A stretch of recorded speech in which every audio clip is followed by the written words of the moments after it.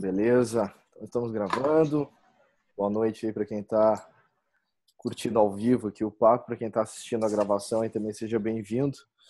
Meu grande amigo Fabrício Buzetto. Cara, a gente faz um tempo já que a gente gravou um papo, acho que foi no Agile Brasil de Recife, pode ser? A gente gravou uma parada sobre startups uma vez. Porto de Galinhas. Porto de Galinhas. E lá a gente trocou ideia sobre a história do Startup Dojo e tudo mais, enfim, a gente estava naquela onda dos movimentos das startups e tal. E agora existe uma profissão nova que é facilitador de eventos de startup, né? É a nova profissão que existe, né? O cara é pago para rodar dinâmicas de grupo lá para a galera poder ficar montando canvas e convencer alguém que aquilo ali vai dar certo depois da competição. Aí também eu descobri que tem uma profissão nova também, que é o cara que fica ganhando concurso de startup, é o jeito dele fazer o founding da empresa, né? Ele vai só ganhando concursos de startup para ficar fazendo. Mas eu acho muito massa a história do Fabrício, porque assim, doutorado em games, né? Isso, exatamente. Né? Então assim, te apresento um pouco aí de novo para minha galera aqui que tá te acompanhando, um pouco mais recente agora dos últimos status aí, né? E aí já queria que tu desse uma entrada na BX Blue, como é que tu fala o nome da empresa? Peixes Blue, pode falar em PX português Blue. mesmo.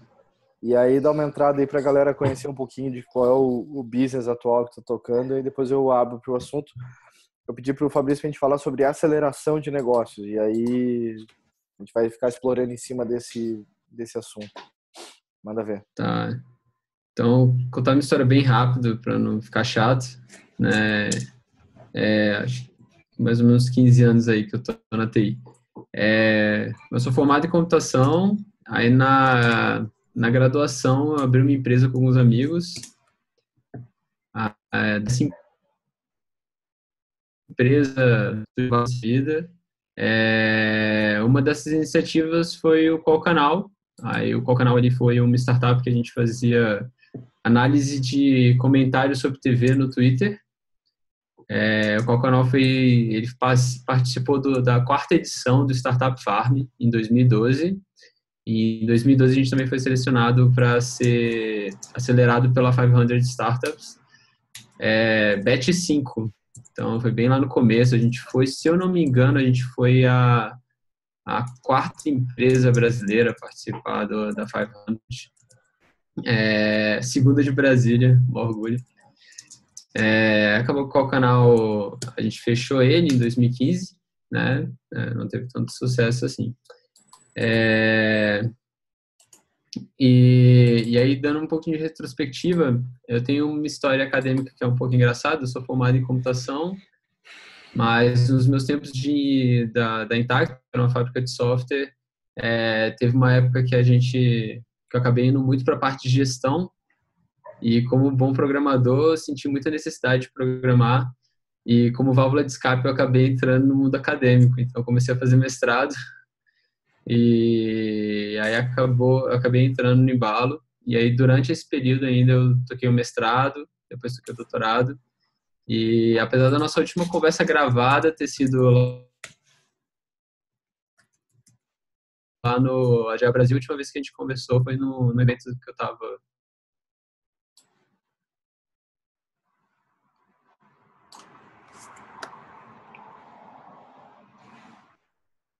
Travou?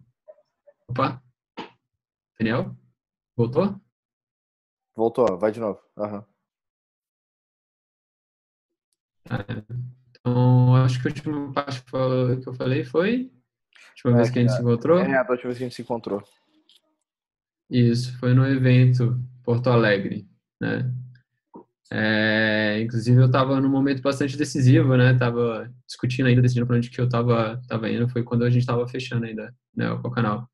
E eu tive uma conversa bastante esclarecedora com o Daniel. Eu brinco É que teve verdade, 3 pessoas é verdade, que é me verdade. ajudaram muito nessa época. Foram conversas muito boas. Foi você, o Alexandre Gomes e o Gustavo Gorenstein. É, Depois desse tempo, eu fiquei um tempo ajudando outras empresas a montar times. né, em especial empresas que queriam tocar a parte de produto. E final de 2015, eu me juntei com outros dois caras que eu admiro bastante, e aí a gente fundou a BX Blue. Na época ainda não era BX Blue, chamava BX Bank, e a gente tinha uma ideia totalmente diferente, e a gente brincou por um tempo, a gente mudou totalmente de direção, e a primeira versão do produto que a gente tem hoje saiu em setembro do ano passado. Aí, no início desse ano, a gente foi selecionado pelo Startup Farm. A gente participou do Ahead junto com a Visa. E no meio do ano agora, eu participei do meu quarto aceleração na vida, que foi na Y Combinator. Oficialmente, nós somos a terceira empresa brasileira a participar do programa. E, de forma resumida, é isso. Que legal. É legal porque tu tem tantas experiências de ter o apoio de aceleração aqui no Brasil como no exterior também, né? Exato. E a primeira pergunta que eu queria te fazer, assim, é em relação a graus de agressividade, vamos chamar assim, né, de drive de negócio, essas coisas. O quão é diferente o pessoal lá da 500 ou da própria Y Combinator, assim, o que que tu consegue perceber? Tá. Eu primeiro queria dizer assim, a minha experiência de aceleração ela é reduzida. Eu participei do Farm 2 vezes, então é uma das aceleradoras do Brasil, né? Apesar de eu dar mentoria e participar e ter muito contato com o pessoal de outras aceleradoras, acho que é bom fazer essa observação, né? Eu acho que tem várias diferenças, mas eu acho que não vale a gente ter a síndrome de vira-lata, né? Uhum. A primeira coisa que a gente tem que entender é o ecossistema brasileiro é bastante diferente do ecossistema americano, né? Mas sobre os programas de aceleração, eu gosto de sempre fazer a primeira observação é que muitos programas de aceleração brasileiros eles não se caracterizam pela definição de programa de aceleração, né? O programa de aceleração, pela definição dele, ele tem que conter três coisas. Ele tem que ter um fundo de investimento, né? Ou seja, tem que ter grana investida, porque o interesse de um programa de aceleração é ele fazer o bolo crescer, fazer uma empresa entrar barata e ela sair mais cara no final desse programa, né? Esse é o objetivo dele. A segunda questão que esse programa tem que ter é uma rede muito forte, né, de mentores. E segundo é justamente o fator de crescimento, né? Então ele precisa ter consistência em como ele faz esse batch dele, né, esse grupo de empresas crescer, né? Então eu costumo falar que a gente tem muitos programas de aceleração no Brasil, por exemplo, tem um mês, o que é extremamente curto para você ter qualquer consistência no crescimento de uma empresa, né? Então eu gosto de primeiro começar diferenciando isso. Dos programas que eu participei, eu acho que a principal coisa que a gente pode colocar então, quando a gente fala sobre investimento, lá em 2012, o Farm não fazia investimento nas empresas, então ele ainda se denominava pré-aceleração, né? Então, que é um termo mais correto, Uhum. né? E agora não, já em parceria com a Visa, eles fazem investimento e também dão acesso à rede de investidores, né? Ao final do programa, que é também um dos interesses de você participar de um programa desses, né? Você utilizar o programa de aceleração para você ter acesso a essa rede. Claro que a rede externa, né, lá tanto da Five quanto da OIC, é extremamente, mas tem uma capilaridade muito maior, né? Você tem acesso a muito mais investidores e investidores que têm muito mais facilidade de assumir risco, né? A rede de contatos também, né, apesar de ter crescido bastante, hoje você tem aí o Farm com várias parcerias com Google, com Facebook, com diversas grandes empresas, mas você estando lá, você tem acesso assim, a uma rede maravilhosa, né? Até hoje tem contato com o pessoal da Five, tem um contato com a IC, e eu brinco que a sensação é como se você fizesse parte de uma fraternidade secreta, assim, né? Você tem acesso a pessoas maravilhosas para tentar te ajudar, isso é muito bom. E, por último, eu acho que essa é uma questão bastante diferente. A, a relação das acelerações que eu passei no Brasil são relações muito mais intimistas, né?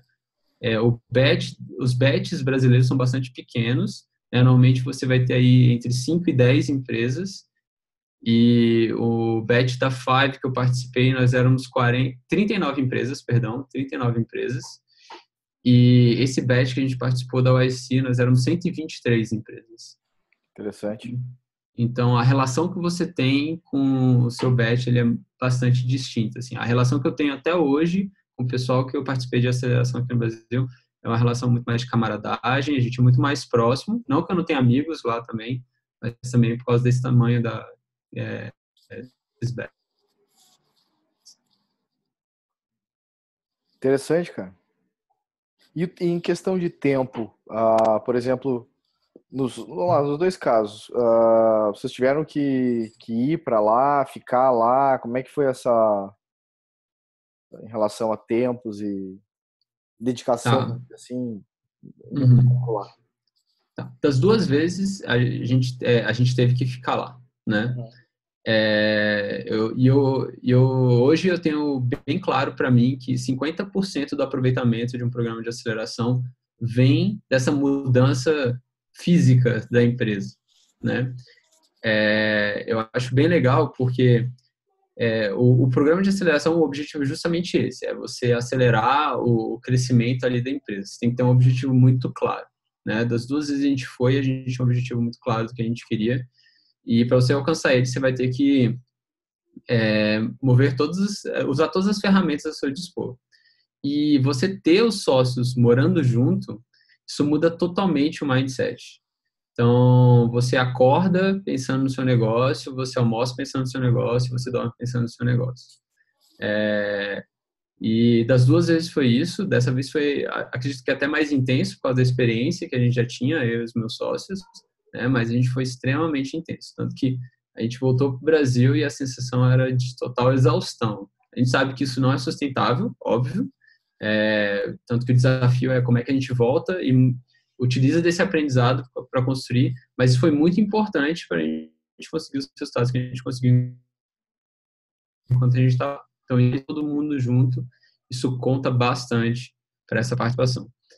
Tem uma diferença que eu acho legal, assim, dessa experiência que a gente teve na IC em relação à Five. A 500 tem uma filosofia que é uma filosofia que muitas aceleradoras têm, que é de fornecer espaço, né? Então, você tem um espaço de coworking onde todas as empresas convivem juntas. Isso é bem legal. Você troca experiência, você vê a galera ralando, isso dá mó gás. E a OIC, ela tem uma filosofia um pouco contrária. Ela acredita que cada empresa tem a sua cultura e esse espaço compartilhado, ele acaba criando certas muletas de cultura na empresa e isso atrapalha a empresa se formar como empresa, né? Então, isso foi bastante diferente das duas experiências. Eu achei que as duas foram bem positivas, mas eu achei legal nessa segunda experiência que acabou que, como a gente teve que ficar todo mundo junto, a gente alugou uma casa e morou lá os 3 sócios. Aí, como os sócios tinham filhos, trouxe filho também. E aí acabou que membros da equipe perguntaram se podiam ir, aí a gente levou também, foram lá morar com a gente. E aí ficou todo mundo trabalhando junto dentro da mesma casa, né? Se quiser depois eu mando para vocês algumas fotos. O glamour é zero do Vale do Silício, né? No final, a gente tinha quarto, cozinha e uma sala onde todo mundo passava o dia inteiro programando. E é Que legal. isso. Cara, e eu não sei, eu tirei sarro ali da coisa do facilitador de evento e dos caras que vão querendo ganhar só o campeonato sem buscar faturar. Mas eu andei ouvindo uma história de que a galera tava alugando garagem para poder fazer storytelling da startup no Vale do Silício. Tipo, é real esse tipo de coisa? Eu vi. Cara, que mundo é esse, cara? Tipo, a galera já tava, tipo, querendo ter um lugar, assim, pra dizer que saiu dali, que a coisa tá... Cara, se a galera estiver nesse patamar, acho que eles estão muito bem, assim, porque acho que até alugar uma garagem é muito caro, né? O Vale como um todo, ele está extremamente caro, qualquer espaço lá, e é até considerado, inclusive entre as startups OIC que costumam, pessoal, tem gente que já entra com bastante investimento, é muito comum o pessoal dividir escritório, porque os espaços lá são bastante disputados, né? Então, acho que até alugar uma garagem para contar uma história vai custar uma grana, Já tem que né? entrar no dinheiro do funding ali da... Mas se tem uma coisa que eu aprendi, assim, e ficou muito claro, é que se o pessoal tentar fazer uma casca oca, né, tentar ficando, não se sustenta, né? Os bons investidores e o pessoal mais inteligente, eles conseguem superar isso de maneira muito rápida. Tanto que muitas vezes em muitas conversas você pode até achar que as pessoas estão sendo ríspidas com você, mas na verdade o que eles estão querendo é só serem objetivos, né? Então, se você tentar usar qualquer um desses artifícios, não tem como você se sustentar por mais do que 5 minutos de conversa, né? Então, não adianta esse tipo de coisa. E em relação a outra dúvida, assim, em relação ao processo de seleção. Uhum. Vamos tentar o 500, vamos tentar o Y Combinator. Como é que aí vem dois assim, que tu fale um pouco desse processo da seleção e eu me lembro muito no trabalho da iMoveme, quando a gente estava buscando investidor e tal, cara, aquilo ali tirava uma energia do foco da coisa, fora do comum, assim. Eu queria que tu falasse também um pouquinho como é que era isso, tipo, estamos buscando aqui aceleração e aí a lojinha, e quem é que tá cuidando do negócio ali, né, enfim. Uhum. Tá. Você buscar um programa de aceleração, no final, ele é comparável a você estar participando tá começando o fundraising, né? E no final é exatamente isso, né? Uma frase que é muito famosa é que fundraising is a full-time job, né? Então, fundraising é um trabalho de tempo integral. Então, se você for começar a levantar a grana, ele vai ocupar o tempo de pelo menos uma pessoa em tempo integral. Então, o resto da equipe vai ter que suplantar o que aquela pessoa não está fazendo, né? Como normalmente essa pessoa vai ser o CEO, significa que as atividades do CEO elas vão ser negadas aos outros co-founders ou elas não vão ser cuidadas, o que pode ser extremamente perigoso dependendo do estágio da sua empresa. Você devia estar focando ou em provar se o seu problema é uma dor realmente forte, ou provar se o seu produto está realmente resolvendo aquele problema, porque você ainda não atingiu o ponto ideal, né? Então, essa é uma questão muito importante. Das 2 vezes que eu participei, né, de programas assim, a gente tentou gastar o mínimo de tempo, né? Então, com a Five, eles têm 3 formas, né, principais, 3 canais para você chegar, né? Tem o application via a Angel List, tem o application que você faz diretamente quando eles fazem a chamada, e também tem indicações, né? A 500 ela trabalha muito, eles têm profissionais que poderíamos chamar de headhunters de startups, né? E eles são bem focados nos mercados regionais, né? A 500, desde o começo, eles têm uma visão muito global, ao contrário de muitos VCs americanos, né? Eles enxergam que existe muita capacidade fora dos Estados Unidos. Então, tem um responsável América Latina e ele faz esse papel. E a gente foi encontrado por esse responsável, né? A gente estava num evento, encontramos ele lá e aí acabou que gostou da gente, chamou a gente para participar do programa. Então foi extremamente leve esse processo quando a gente foi para a Five. Com relação ao IC, aí foi um pouquinho mais sistemático da gente. A gente já estava no processo, a gente estava com as nossas metas, a gente já estava com o produto começando a crescer e a gente decidiu participar. Só que o processo inicial ele é bastante leve. Então a gente preparou a aplicação, né, e o vídeo, que é a primeira parte. E aí a gente gastou um tempinho, mas não foi nada exaustivo, né? A única parte mais exaustiva foi a etapa de entrevista, que essa sim, eles fazem questão que você não é obrigatório, mas isso vale muitos pontos você ir lá para os Estados Unidos participar da entrevista. Aí vocês foram, como é que é isso? Uma pessoa Fomos. vai? Não, fomos os 3 Galera. sócios. Bastante nervosismo, né? Você viajar todo esse tempo para ter uma entrevista que dura no máximo 10 minutos, né? Sim. Mas vale muito a pena como a gente foi aceito, né? Mas e é uma entrevista bastante intensa, né? Se você acompanhar os relatos, normalmente você vai ter de 2 a 5 pessoas na sala, todo mundo falando, eles podem te interromper a qualquer momento, então, como eu falei, pode parecer falta de educação, mas não, eles estão tentando extrair o máximo de informação naqueles 10 minutos, né? Então, quando a gente saiu da nossa entrevista, a gente parecia que tinha passado por uma maratona, assim, parecia que tinha durado 1 hora, sabe? Mas é algo bastante objetivo, assim, sem buchitagem, né? Direto ao ponto, não me enrola. Se eu te perguntar uma coisa, responde, vamos nessa, sabe? Então, mas voltando, né? Então, a questão de tempo, assim, tirando a entrevista, a gente gastou pouquíssimo tempo com esse processo de aceleração, né? E aí você até falou, o pessoal que se especializa em ganhar prêmio e tudo mais, né? Eu tenho histórias na minha bagagem de iniciativas minhas que ganharam muitos. Então, eu imagino que quem gasta muito tempo com isso não está gastando tempo produzindo o produto deles e acaba que não tem sustentabilidade nenhuma. Então, eu acho que também, assim, se você estiver gastando muito tempo só procurando programas de aceleração ou procurando fundraising e não está conseguindo, aí você tem que buscar outras formas de sustentar o seu negócio, né? Porque senão você está gastando muito tempo com coisas que são satélites ao seu negócio. Então, você vai acabar não tendo algo sustentável. Essa é uma questão, né? Fala um pouquinho do BX Blue aí.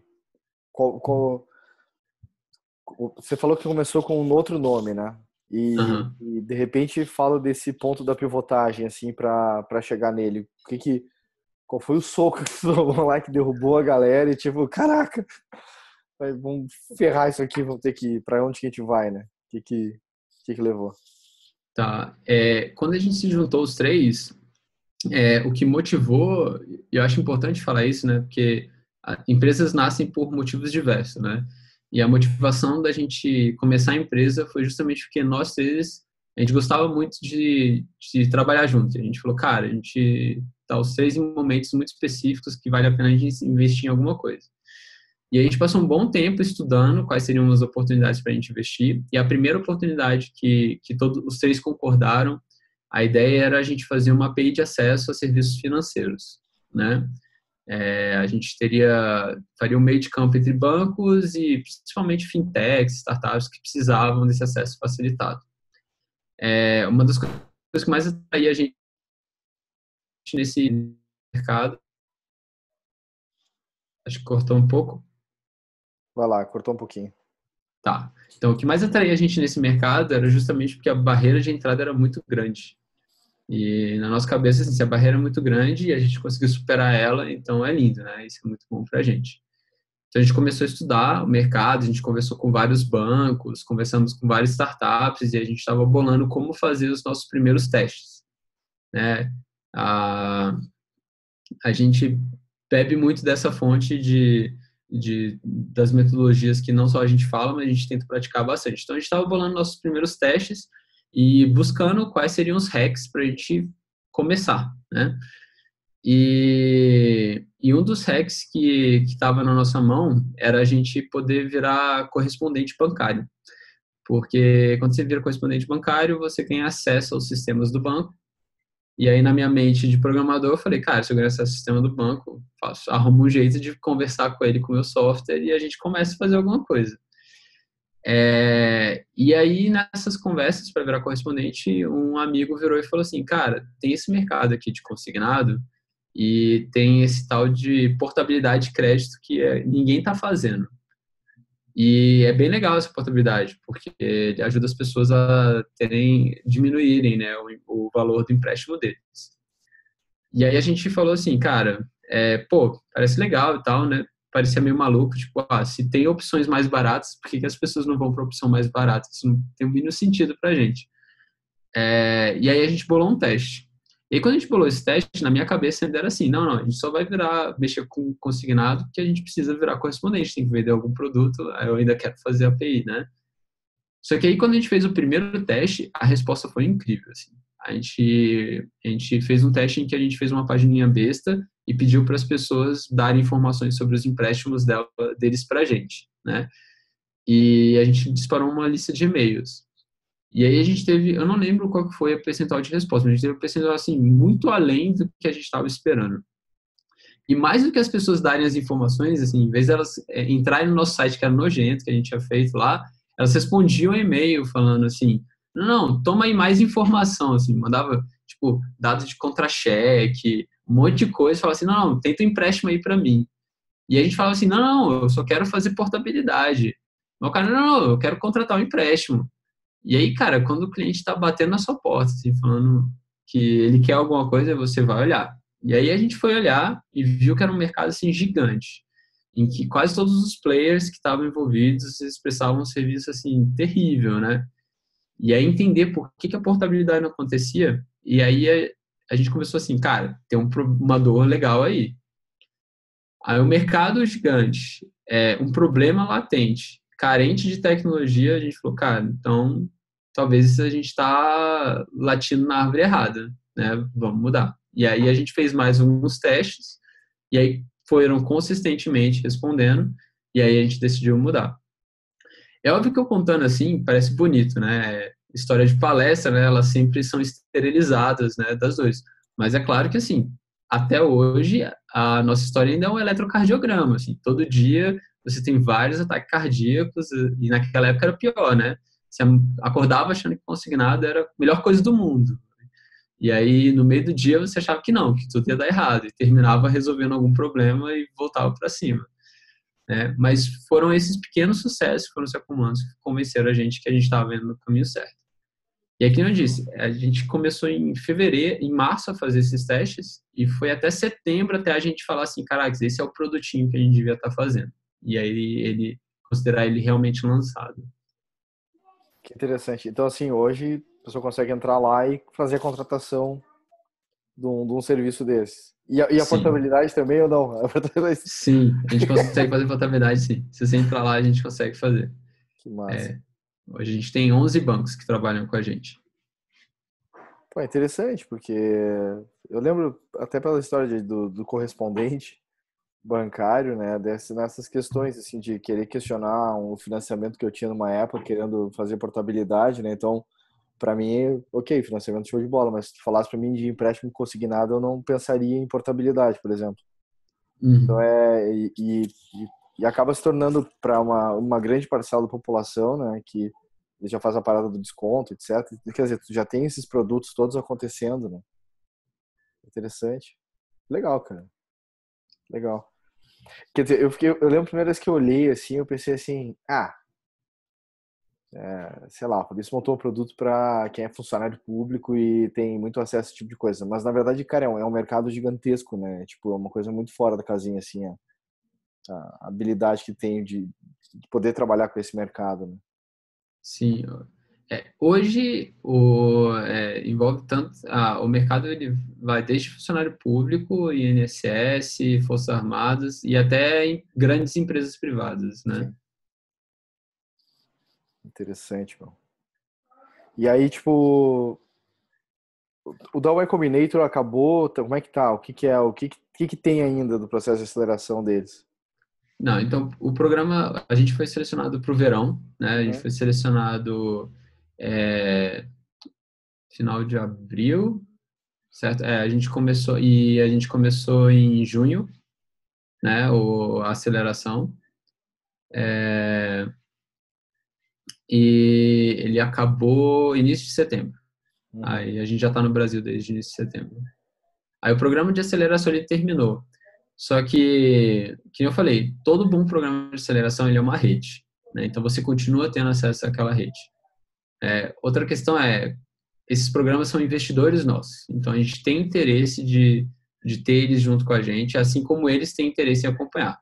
Uhum. É claro que eu costumo falar assim, os bons investidores eles tratam você que nem gente grande, né? Se você não for procurar eles, eles não vão vir atrás de você, né? Mas se você for atrás deles, eles vão te ajudar. Então a gente sempre faz acompanhamento, a gente está lá ajustando. Claro que faz pouco tempo, faz 3 meses,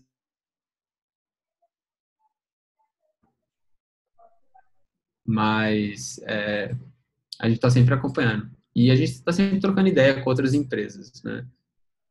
De, Eu não lembro qual foi o número. do Ah, pode Bet, falar. empresas do Bet.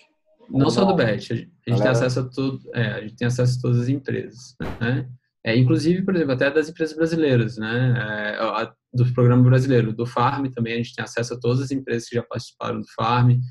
E é uma rede muito legal, assim, a gente se ajuda a resolver problemas do dia a dia, né?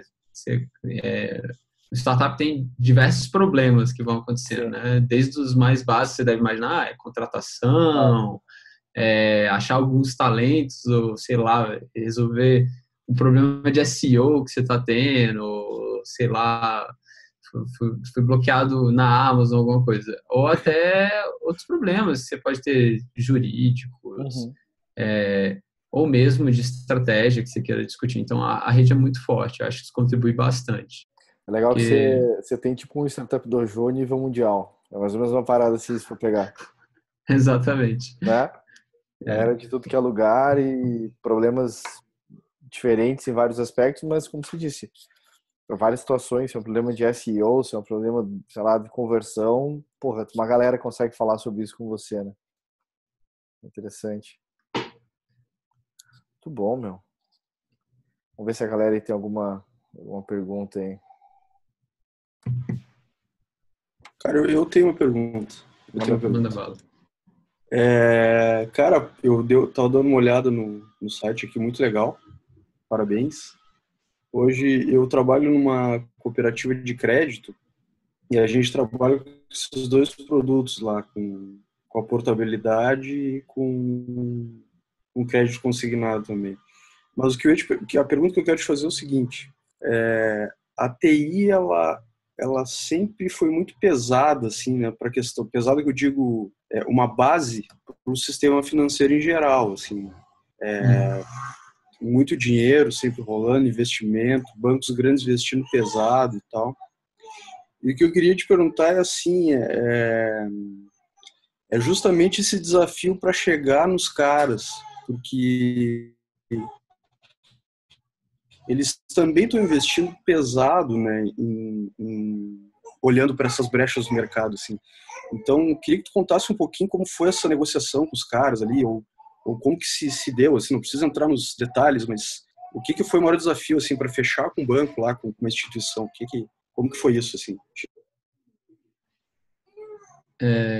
Cara, acho que o principal, assim, quando você pensa com banco, de novo, eu não gosto de pintar que tudo foi fácil. Eu nunca Sim. esqueço que eu estava participando de um evento e aí a gente estava conversando com um responsável pela parte de consignado de um dos bancos. E aí, quando eu estava contando minha história, ele estava muito interessado no que eu estava contando.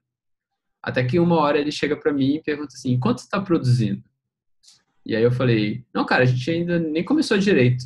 Aí nesse momento ele parou de falar comigo, me entregou o cartão, virou as costas e foi embora, né? Que nem eu falei, esse foi um daqueles momentos ataque cardíaco que eu te Sim. falei, né? O coração para e você fala: e agora? Acabou, né? Mas aí a gente insistiu, e eu acho que uma das principais coisas que a gente tem foi entender que existe um problema aí, né? E o mercado ele já funciona de uma forma. E foi a gente ver como é que a gente pode entrar nesse mercado. Então, assim, os bancos, eles hoje já usam uma rede, que são os correspondentes bancários, para expandir a penetração deles no mercado.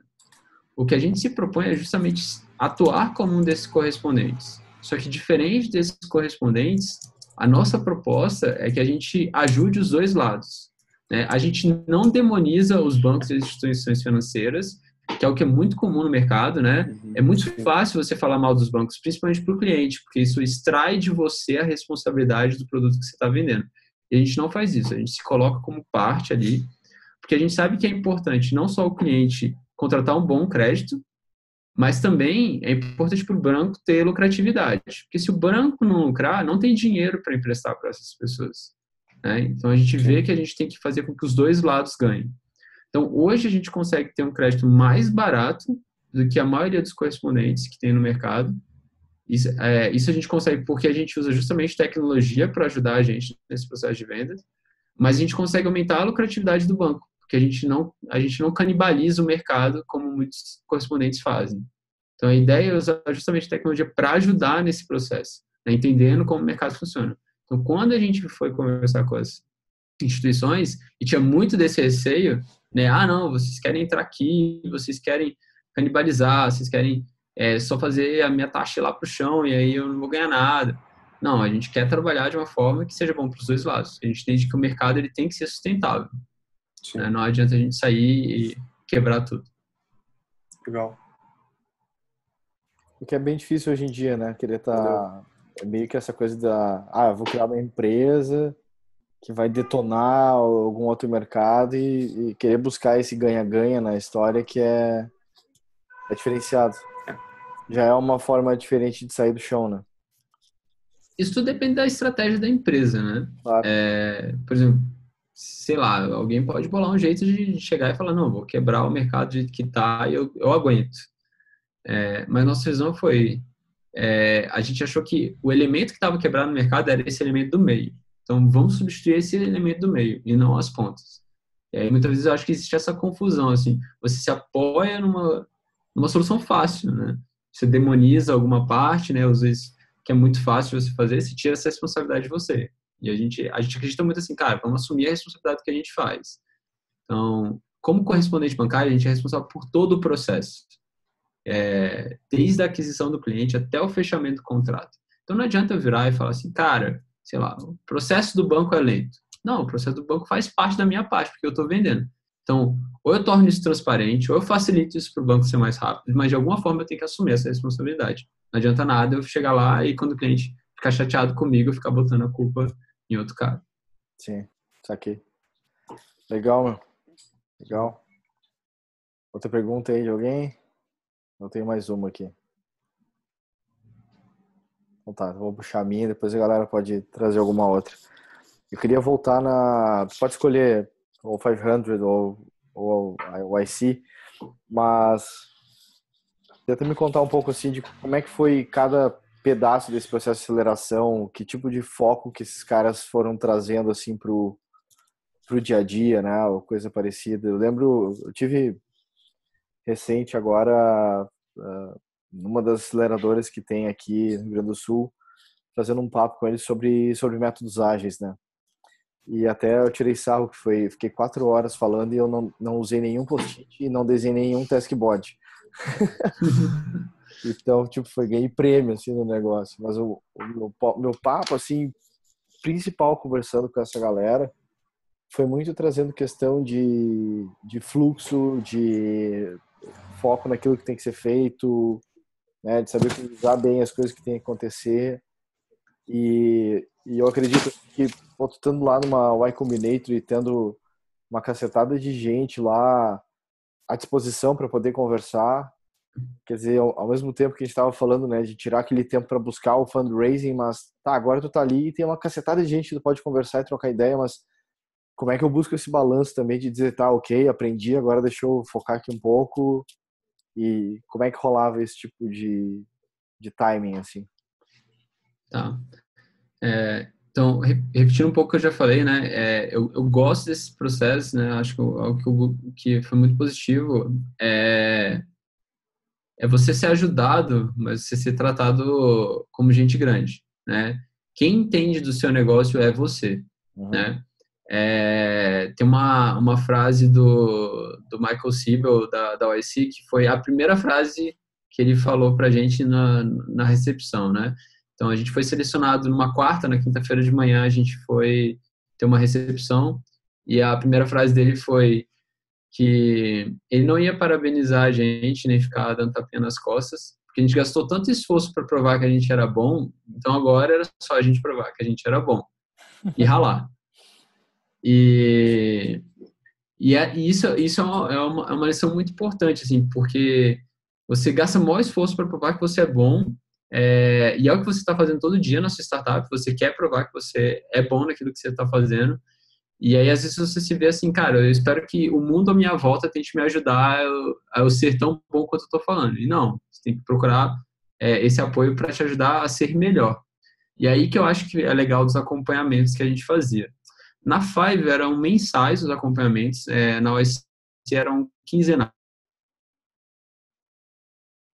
Opa, tá. E aí, o que acontecia? Nesses acompanhamentos quinzenais, que eu falei, a gente, na OSC eram 123 empresas, só que essas empresas são divididas em 6 grupos. Cada grupo é atribuído um par, né, de mentores que acompanham, né? E aí, a cada 15 dias, você se encontra com um grupo menor de empresas, né, de 5 empresas, em que vocês acompanham como está a evolução da sua meta.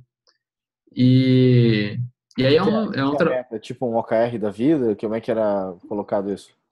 Então, como uma boa startup, né, você tem direito a ter uma meta. É um número. Esse número, ele tem que representar alguma coisa para você e você vai perseguir aquela coisa até o dia do seu Demo Day. Então, qual que é o seu objetivo no Demo Day da sua aceleração? Pode ser levantar um novo round, pode ser provar alguma coisa, pode ser ganhar um novo mercado, pode ser alguma coisa. Normalmente você quer levantar dinheiro. Para você levantar dinheiro, você quer provar alguma tese para os seus investidores ou para os investidores que querem investir em você. Então, a sua meta vai provar aquela tese. Mas ela é um número só. E por que um número só? Que é aquele número que você vai lutar com todas as suas forças para movimentar ele. O que eu gostava dessas reuniões é que a gente tinha, a gente tinha questionamentos, né? E é um princípio básico. Você é facilitador, a gente é facilitador, e isso é um princípio básico da facilitação, que é você não mostrar o caminho, mas você ajudar as pessoas a questionarem e encontrar o seu caminho. E tinha várias vezes que a gente voltava para casa, nossas reuniões eram na terça-feira, a gente voltava assim, se achando uns idiotas, né? Porque a gente ficava pensando nas perguntas e falava assim, caralho, a gente faria essas perguntas para as pessoas que a gente conhece. Mas é tão legal a gente estar num ambiente que, tipo, a gente está lá imerso nos nossos problemas, e aí tem outras pessoas tão inteligentes quanto a gente, né, ou mais, que fazem essas perguntas para a gente, fazem a gente questionar. Uma que me marcou bastante foi, quando a gente entrou, nossa meta era baseada em número de vendas. Porque a gente estava no começo, a gente acreditava que a gente precisava dominar como que a gente ia controlar o fluxo dos nossos contratos para a gente poder provar que a gente realmente estava solucionando aquele problema. E o primeiro questionamento foi, vocês fazem receita? A gente falou, sim, a gente faz receita. Por que vocês não controlam receita? A gente falou, não, porque aí a gente está incentivando a gente a trabalhar com a receita e a gente não quer trabalhar com isso, porque a gente não quer incentivar o pessoal que cuida de vendas a forçar o nosso cliente a comprar o que não quer, então a gente acha que controlar o número de contratos é melhor, a gente incentiva outra métrica. Aí eles falaram, cara, esse é o problema de vocês, cara, porque para o seu investidor o que vai importar é ele saber quanto de receita você vai fazer. E para você chegar de número de contratos e fazer todos step by step até chegar na receita, é uma história muito mais difícil de você contar. Então, por que você não controla a receita? E aí era uma resposta que a gente não tinha. Então, aí fez a gente pensar como que a gente fazia. E só essa mudança de mindset, de qual que era a métrica, fez com que a gente ganhasse uma responsabilidade muito maior sobre o que a gente estava fazendo. Então, como que a gente faz agora para o pessoal vender mais sem explorar os clientes? Melhor, como é que a gente faz agora para a gente entender como que a gente encontra pessoas melhores para a gente poder vender esse crédito? Então, assim, cara, a gente ficou estupidamente melhor durante esse processo só para a gente fazer essa pequena mudança. Claro que teve outras coisas, né, de todo esse processo, né, mas só esse acompanhamento, assim, e aí a cada vez que a gente fazia eram novas perguntas, eram novos questionamentos, é também a pressão de você mostrar resultado, né, cada 15 dias você chegava lá e, cara, porque, assim, são pessoas excepcionais do seu lado, startups, assim, que estavam mandando muito bem. Um dos exemplos que a gente tinha do nosso grupo mesmo, teve um pessoal que pivotou em 2 semanas o pessoal teve 12 milhões de usuários. Caramba. Sem comprar nenhum deles, totalmente orgânico. E aí quando você tem pessoas assim, cara, você fala, cara, tem que mandar muito bem. Né? Então, claro que isso também conta. Mas acho que o principal é isso, assim, você sempre está questionando. E aí o desafio é como é que a gente faz isso agora, né? Então a gente também se força a tentar fazer esse processo quando a gente retornou, né? Porque não adianta só você fazer durante o programa de aceleração, porque sua empresa não vive 3 meses. É isso aí. É uma maratona, né? Se pegar a mesma OIC, que é uma empresa que tem um portfólio, assim, invejável, né? As empresas a maioria das empresas que deram certo demoraram 10 anos para poder chegar no patamar que era o ideal, assim. Então, se você quer viver 10 anos, então você tem que aprender ao que está dando certo agora e continuar fazendo para depois. Então, acho que isso é muito importante também. E a métrica continua sendo receita? Como é que vocês estão? Sim, ainda é receita. Isso é interessante, né? Porque daí quando tu pensa no contrato, ele acaba sendo meio que uma métrica, a métrica de meio que a gente fala, né? Assim, né? Ela tá ali de apoio, né? Ela é um apoio, pode ser um apoio, beleza, mas ela não tá dando a informação legal mesmo. Interessante isso. Eu acredito que a gente acha que foi a métrica certa no momento inicial nosso. No Claro, momento inicial, a gente zerava a nossa comissão, porque a gente nem sabia vender. claro. Então a gente ainda estava aprendendo. Então, cara, não importa a comissão, não importa nada. Vamos aprender aqui, que aí você entende. Mas beleza, você entendeu, consolidou, aí agora a sua métrica é outra. E eu Uhum. vejo muito isso em alguns programas de aceleração que eu vejo, que às vezes o pessoal chega assim, qual que é a sua meta? E aí o pessoal fala, minha meta é, sei lá, eu quero ter X clientes até o final do mês. Massa, mas por que X clientes? Ah, porque fulano disse que era esse o número. Uhum. E aí você, mas por quê? O que esse X clientes vai te ajudar, né? Ou então alguém chega, isso é muito clássico, que a pessoa chega, a gente quer ter, sei lá, 600 mil de GMV até o final do ano. Aí é mais bonito. Quem não sabe GMV é Gross Merchandise Value. Para quem ganha comissão, é o valor da mercadoria que você está vendendo, né? E aí você fica assim, pô, mas onde você tirou 600 mil? Ah, porque alguém falou que com 600 mil a gente chega no valuation tal. Cara, mas qual que é a sua margem de lucro? Qual que é o seu custo, né? E aí a pessoa não consegue fazer essas conexões, então, e não sabe o que aquela métrica está ajudando ele a aprender. Isso é muito ruim, né? E a gente vê muito isso acontecendo. A pessoa, chega algum mentor e ele dá uma indicação e a pessoa, ou o mentor falha em explicar, ou a pessoa falha em compreender ou buscar aquela compreensão. E é até triste, porque a empresa é da pessoa, o interesse tem que ser dela de compreender, né? Sim. Que louco, meu. Que legal, cara. Mais alguma pergunta aí, galerinhas? De boas? Então tá. Fabrício, assim, ó, primeiro, cara, te agradecer por esse tempo aí. Sempre muito proveitoso. Rendeu 2 mapas mentais aqui com essa conversa. Mas Mas, muito massa poder pegar um pouco desse panorama, assim. Eu não sei o quanto que tu já fez isso, mas acho que seria muito legal e fica como uma dica aqui para as aceleradoras do Brasil assistindo esse papo aqui, que busque o Fabrício para aprender um pouco mais como é que os caras estão fazendo essa parada lá fora. E certamente dá para trocar bastante informação para ver o que a gente anda fazendo aqui, que dá para pegar um pouco de lá. Eu tô contigo nesse papo da questão de não se sentir vira-lata, mas e até porque o tipo de mercado é outro, né, cara? Tipo, agora a gente começa a ver galera falando em granas um pouco maiores de investimento, né? Aquisições acontecendo entre empresas que nasceram como startups, já estão adquirindo outras. Então, a gente começa a ver outros tipos de movimento aqui no Brasil, né? E, sei lá, uma história como um Brota da vida, de crowdfunding, né? Um crowdfunding de equity da vida. Então, quer dizer, tu começa a ter diferentes atores agora participando nesse lance do ecossistema, né?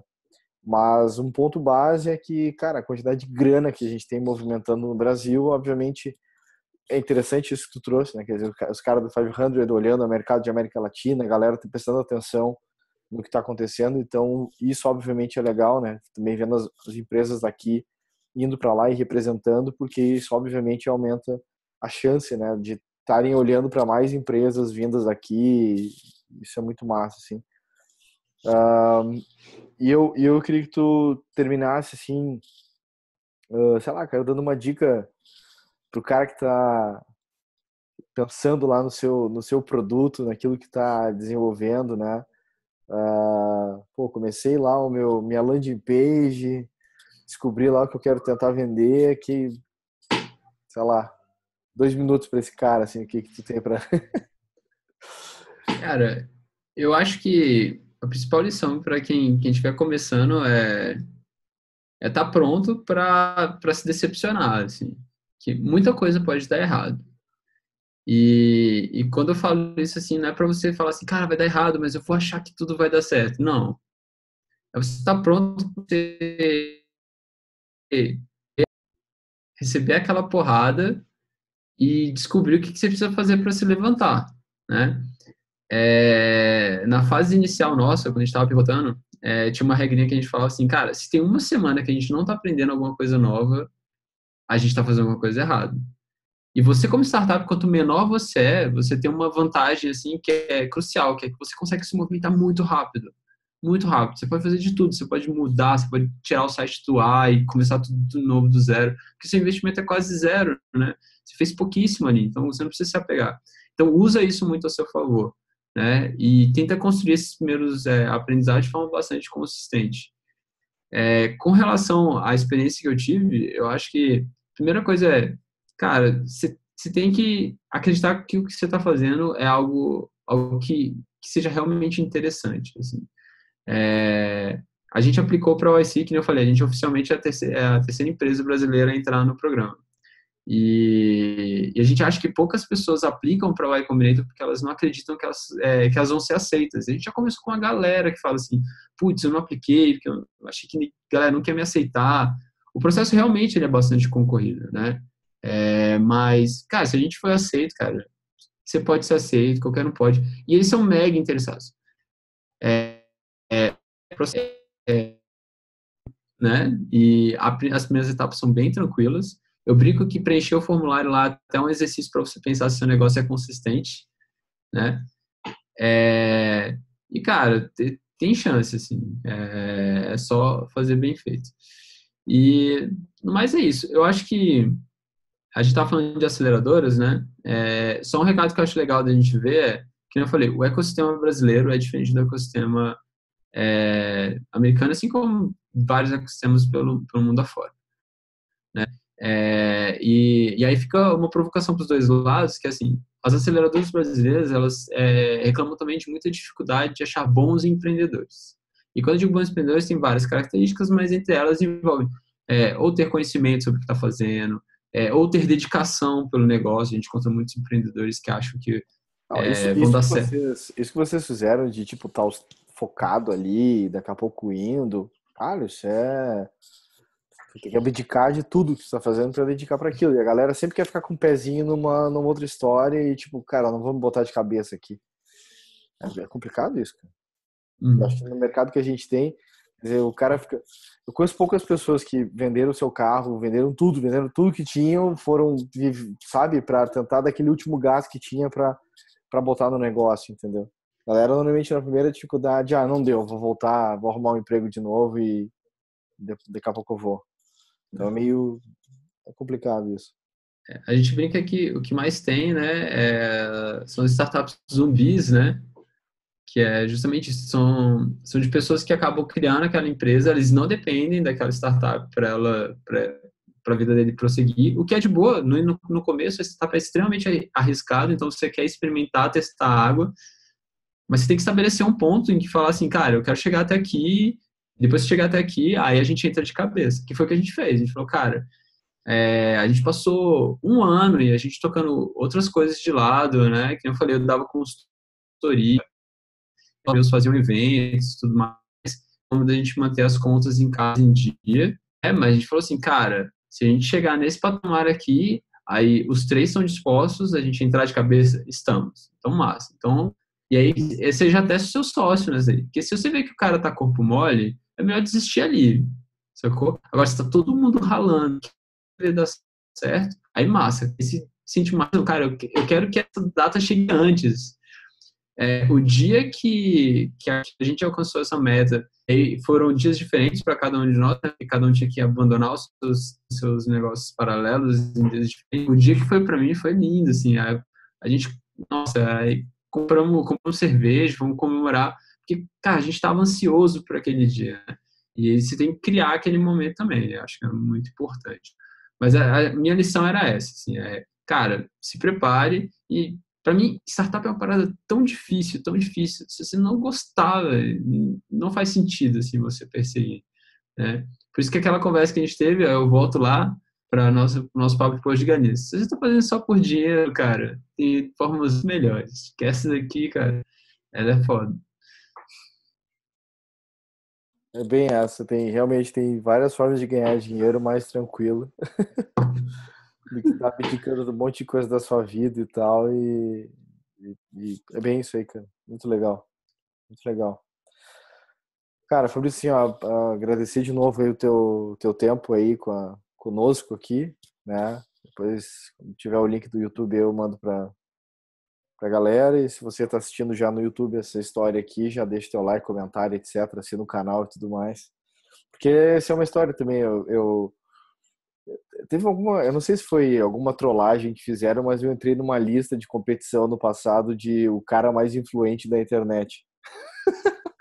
E aí me botaram numa lista lá, então tava eu, tinha todos os youtubers fodásticos lá e tudo mais, e tava eu no meio do caminho lá, né, cara? Eu falei, beleza, cara. Tipo, não vou me mixar, entendeu? Saí buscando votos e tal, e etc.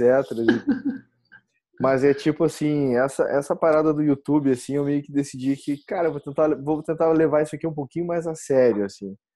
Então tem um monte de conteúdo que eu tô produzindo e tal, e daqui a pouco começa a bombar um monte de vídeo, mas com outra característica, é tentar aumentar um pouquinho mais a abrangência da parada. Vamos ver o que acontece, óbvio, né, cara? Uhum. Não falar mal de ninguém e tudo mais, que daí cresce mais rápido, mas não é o grande lance. Mas é interessante isso, né? Quando tu começa a olhar para uma coisa um pouquinho mais séria e dizer assim, tá bom, agora eu quero esse número aqui, né? Então, brincando de número, meu número agora, no caso do YouTube, é chegar em 10 mil assinantes. E é um número totalmente Mas, surreal para mim. Mas é tipo assim, beleza. Esse vai ser o alvo e é mais ou menos essa parada do checkpoint quinzenal para ficar, tá, e aí, cara, o que eu tenho que fazer? O que eu tô fazendo? Né? E aí, mas é justamente isso, cara. A coisa do foco para mim é a grande parada, assim. Né? Então, essa brincadeira de tu tá olhando pra coisa e ter aquilo ali. Todo dia eu vou olhar para aquela história, vou ver se eu tô fazendo alguma ação para aquilo, o que que tá pegando. E a gente muitas vezes não dá nem esse trabalho, né? Ah, não, semana que vem eu dou uma olhada. É tipo aquela dieta da segunda-feira que a gente nunca começa, né? A gente vai deixando os planos de lado, enfim. E às vezes tem que ter essa reflexão também, né? Se tá procrastinando tanto em iniciar alguma coisa, talvez tu não queira iniciar ela. E daí seja a hora de dar tchau logo e tentar olhar para um lado que seja mais divertido de repente. Esse é o grande jogo. Muito bom, muito bom. E aí, galera, também obrigado aí. Everton, Eduardo aí, Fábio. Robson também estava aí uma hora aí. Obrigado pela participação. mas, Valeu, meu. Muito bom. massa, cara, eu que agradeço o convite aí. Precisando, sempre pode contar. Tá show de bola. Então, beleza. Valeu. Mas, falou.